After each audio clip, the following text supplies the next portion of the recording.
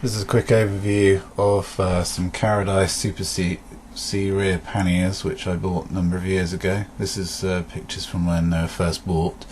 I sewed some sections of high-vis jacket onto the back of them so I stood out better on the roads. The hooks are plastic, which are good, so they don't rattle around on the rack and annoy you when you're riding around. They're good and chunky. I did have one snap a few months ago when I fell off, but I crashed into a hedge at quite high speed. They come with different sort of grommets, I guess you would call them, so you can make the hooks fit nicely over your rack tubing, whatever damage it is, whatever size it is. The edges of the aluminium channel on the back are very sharp, so watch your fingers. I didn't.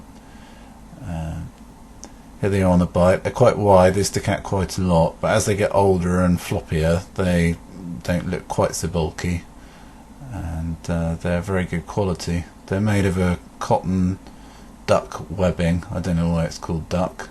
It's quite thick. They're waterproof, even though not being technically waterproof. I think the cotton is wove very tightly so the water doesn't get through it or something like that, but I've very rarely had anything get wet, even when it's raining extremely heavily.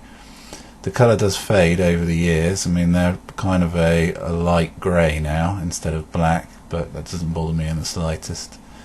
And they're faring up really well. Apart from the crash and the broken hook, they're pretty much in perfect functional order.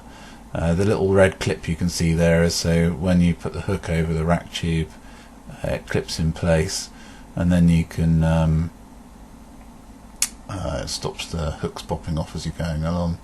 They're really well built. Mine were made by a lady called Sue, so thanks Sue, because they're probably 5 or 6 years old now and still working perfectly. So heavily built panniers, made in the UK, excellent buy, don't hesitate.